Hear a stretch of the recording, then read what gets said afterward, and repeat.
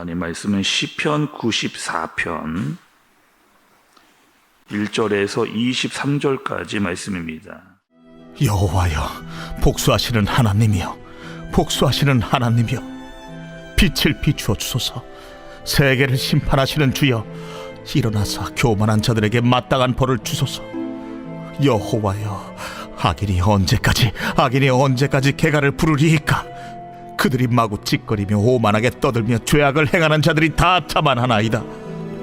여호와여, 그들이 주의 백성을 짓밟으며 주의 소유를 곤고하게 하며 과부와 나그네를 죽이며 고아들을 살해하며 말하기를 여호와가 보지 못하며 야곱의 하나님이 알아차리지 못하리라 하나이다.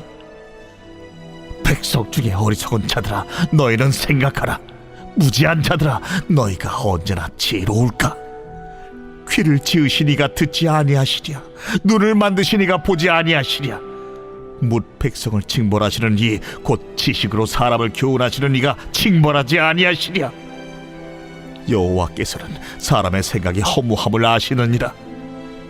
여호와여, 주로부터 징벌을 받으며 주의 법으로 교훈하심을 받는 자가 복이 있나니 이런 사람에게는 환난의 날을 피하게 하사 악인을 위하여 구덩이를 팔 때까지 평화를 주시리이다.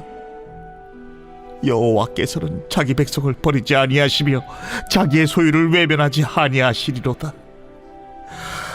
심판이 의로 돌아가리니 마음이 정직한 자가 다 따르리로다. 누가 나를 위하여 일어나서 행악자들을 치며 누가 나를 위하여 일어나서 악행하는 자들을 칠까? 여호와께서 내게 도움이 되지 아니하셨다면 내 영혼이 벌써 침묵 속에 잠겼으리로다. 여호와여, 나의 발이 미끄러진다고 말할 때에 주의 인자하심이 나를 붙드셨사오며 내 속에 근심이 많을 때에 주의 위안이 내 영혼을 즐겁게 하시나이다. 율례를 빙자하고 재난을 꾸미는 악한 재판장이 어찌 주와 어울리리까? 그들이 모여 의인의 영혼을 치려하며 무죄한 자를 정죄하여 피를 흘리려 하나. 여호와는 나의 요새이시오, 나의 하나님은 내가 피할 반석이시라.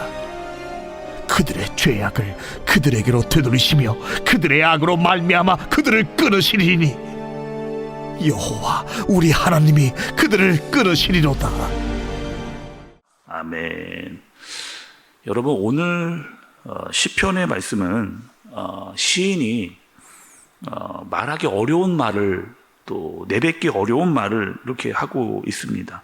또 시편에서도 찾아보기 어려운 그런 표현들이 나오는데, 여러분 1절의 말씀을 한번 보세요. 1절에 여호와여, 복수하시는 하나님이요, 복수하시는 하나님이요, 빛을 비추어 주소서, 이렇게 이야기합니다. 시인이 이렇게 이야기하는 거거든요. 하나님, 저 인간, 저 악한 사람 복수해 주세요. 하나님 꼭 무슨 일 생기게 해주세요. 이렇게 기도를 하는 겁니다. 어떻게 이렇게 하나님께 복수해달라고 기도할 수 있는지 아마 이럴 겁니다. 시인은 내가 지금 받고 있는 그 억울함이 너무 크기 때문에, 고통이 너무나 커서 하나님 제발 저 악한 인간, 하나님께서 제발 저 악을 좀 갚아주세요, 이렇게 이야기하는 거거든요. 시인이 왜 이렇게까지 부르짖고 있을까? 여러분 6절과 7절의 말씀을 좀 보세요. 6절, 7절. 과부와 나그네를 죽이며 고아들을 살해하며 말하기를 여호와가 보지 못하며 야곱의 하나님이 알아차리지 못하리라 하나이다, 이렇게 이야기해요. 지금 시인이 보기에 지금 세상에 완전히 지금 무천지 같은 그런 상황이 된 겁니다. 악인들이 막 도취해서 일어나고, 심지어는 뭐예요? 과부, 나그네, 고아, 가장 불쌍하고 어려운 사람들을 지금 죽이고 있는 그런 상황을 지금 보고 있는 거거든요. 특히 대낮에, 벌건 대낮에 이렇게 이해할 수 없고 감당하기 어려운 고난이 일어나고 있는 겁니다.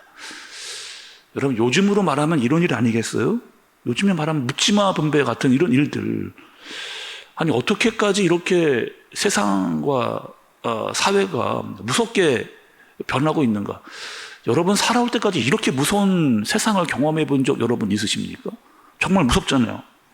대낮에 사람들이 막 흉기를 들고 뛰쳐나와서 막 사람들을 찌르는 너무 무서운 일들이 일어나는가 하면 자동차를 막 가져다가 막 다른 사람을 들이받는 그런 일들이 일어나고 막 마약을 하면서 자기가 무슨 일을 해야 했는지도 모르는 막 이런 무슨 일들이 막 지금 세상에서 막 도처에서 일어나고 있는 악인들이 사람들을 이렇게 악한 일을 하고 나서 자기와 아무 상관이 없는 사람에까지 이런 일들을 하고 있는 이런 무서운 일들. 하나님, 이런 세상을 왜 이렇게 그냥 이대로 놔두시는 겁니까? 이런 생각이 들 때가 우리에게 있다는 겁니다. 성경에도 여러분 이런 일들이 있었잖아요. 다윗과 사울의 관계입니다. 아니, 이제 좀 그만할 때도 됐는데 제가 봤을 때는 아니 다윗에게 그렇게 집요하게 그렇게 끝까지 도대체 그렇게 죽일 일인가, 죽이려고 따라올 일인가, 지독하게 집착을 하는 사울의 모습을 볼 수가 있잖아요. 사울은 왕입니다. 지금 나라에 할 일이 엄청 많거든요. 거기다가 초대왕이에요. 나라의 기관을 지금 바로 세우기도 지금 바쁜 그때에 다윗 그 한 사람을 잡으려고 집착하면서 끝까지 죽이려고 하는 그렇게 쫓아오는 사울의 모습, 과연 그게 그렇게까지 할 일인가? 다윗은 다윗대로 지쳤습니다. 정신적으로 육신적으로 완전히 지쳐서 마음이 완전히 낙심되어져 있는, 거기다가 다윗이 정말 사울을 죽일 수 있는 기회도 여러 번 있었거든요. 근데 다윗이 그렇게 하지 않은 이유, 정말 사울을 죽기까지 막 그렇게 막 힘든 상황까지 왔음에도 불구하고 끝까지 다윗이 사울을 죽이지 않는 이유는 하나님에 대한 믿음이죠. 하나님께서 내가 처리하지 않아도 하나님께서 분명히 심판하실 것이라고 하는 그 믿음을 다윗이 갖는 겁니다. 성경에 보면 이 복수에 대한 말씀을 이렇게 이야기하고 계세요. 여러분, 성경에 복수에 대한 말씀이 나온다니까요. 신명기 32장 35절의 말씀을 보면 여러분 한번 들어보시죠. 그들이 실족할 그때에 내가 보복하리라. 그들의 환난 날이 가까우니 그들에게 닥칠 그 일이 속히 오리로다. 이렇게 이야기합니다. 로마서에서도 이렇게 이야기하거든요. 로마서 12장 9절에 보면 19절, 로마서 12장 19절에 보면 내 사랑하는 자들아, 너희가 친히 원수를 갚지 말고 하나님의 진노하심에 맡기라. 기록되었으되 원수 갚는 것이 내게 있으니 내가 갚으리라고 주께서 말씀하시니라. 이렇게 이야기합니다. 그러니까 원수를 네가 갚지 말라는 거예요. 네가 어떠한 행동으로 복수를 처리하지 말라는 거예요. 내가 하겠답니다. 하나님께서 하시겠다는 거예요. 그러니까 오늘 여러분 우리에게 주신 이 말씀은 어떤 개인적인 한 사람의 사사로운 원한을 갚는 그 복수의 감정을 이야기하는 것보다 더 큰 의미가 있습니다. 다시 한번요. 내 개인적인 원수를 갚는 어떤 그 일보다 더 큰 의미가 있는데 그것은 무엇이냐? 공의의 하나님을 믿으라는 거예요. 공의의 하나님. 분명히 정의와 또 이 죄악을 분별하시는 그 하나님을 믿고 신뢰하라. 그리고 그분께 호소하라라고 하는 의미를 가지고 있는 겁니다. 특별히 여러분 1절의 마지막 부분을 보니까 빛을 비추어 달라라고 하는 이야기 있잖아요. 하나님께서, 왕이신 하나님께서 직접 올바른 판단을 내려주셔서 그 악한 것들이 다 드러내도록 빛을 비추어 주옵소서. 세상에 너무 죄와 악이 난무하는데 하나님께서 빛을 비추어 주옵소서 라고 이렇게 지금 시인이 고백을 하고 있는 거죠. 또 여러분, 지금 악인의 모습이 어떠한 모습인가, 어떤 사람들입니까 여러분? 오늘 말씀해 보면 4절에 보니까 악을 행하고 마구 짓거리고 있는 그런 모습, 사람들을 함부로 대하고 오만한 자로 또 죄악을 행하면서 나는 아무런 문제가 없다라고 하는 그런 모습을 보이고 있는 그런 모습, 거기다가요 믿는 사람들을 함부로 대하거나 핍박을 하고 고통과 학대를 주고 있는, 하나님을 두려워하기보다 교만에 차 있는 그들의 모습을 보여주고 있는 겁니다. 오늘 시편의 말씀을 통해서 말씀이 우리에게 보여주시는 분명한 말씀이 있거든요. 세상이 불합리해 보이냐는 거예요. 너의 마음이 불편하냐는 거예요. 악으로 아픔이 있냐는 겁니다. 그런데 그것들을 너희가 처리하지 말라. 너희의 사사로운 감정으로 그것을 처리하지 말라. 공의의 하나님, 반드시 하나님께서 죄와 악에 대한 그 평가를 내리시고 하나님께서 심판하실 텐데 그 공의의 하나님을 전적으로 믿으라. 이 이야기를 하시는 겁니다. 그러니 네가 복수하지 않아도 된다. 근데 여러분, 우리에게 힘든 건 내가 원하는 방법으로 하나님께서 복수하시지 않는다는 거예요. 또 내가 원하는 때와 방법대로 하나님께서 하시지 않는다는 겁니다. 그러나 하나님께 맡기라는 겁니다. 여러분, 오늘 말씀을 보시면 22절에 이렇게 이야기하시잖아요. 여호와는 나의 요새이시요 나의 하나님은 내가 피할 반석이시라, 이렇게 이야기합니다. 22절 이런 고백을 했는데, 여러분, 이 고백과 아주 유사한 말씀이 시편에 나오거든요. 시편 18편에 보면 다윗이 이렇게 고백을 합니다. 시편 18편 2절에 보면 다윗이, 여러분 한번 들어보시죠. 조금 전에 22절의 말씀을 보시면서 시편 18편 2절의 말씀을 들어보세요.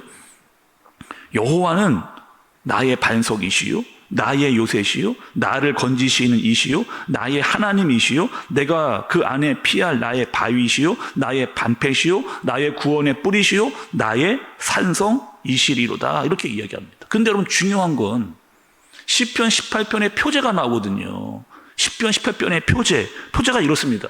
여호와께서 다윗을 그 모든 원수들의 손에서와 사울의 손에서 건져주신 날에 다윗이 노래하다라고 하는 표제를 가지고 있는 말씀이 시편 18편이에요. 그러니 뭐라는 겁니까? 하나님께서 반드시 너를 그 원수의 손에서 건지실 날이 있다는 겁니다. 사울의 손에서 벗어나게 하실 때가 있다는 거예요. 그러니 네가 복수하거나 함부로 죄짓는 일을 네가 하지 말라. 오늘 말씀 여러분 정리해 보겠습니다. 오늘 말씀은요, 단순하게 한 사람의 복수를 이야기하는 그런 말씀이 여러분 아니라는 거예요.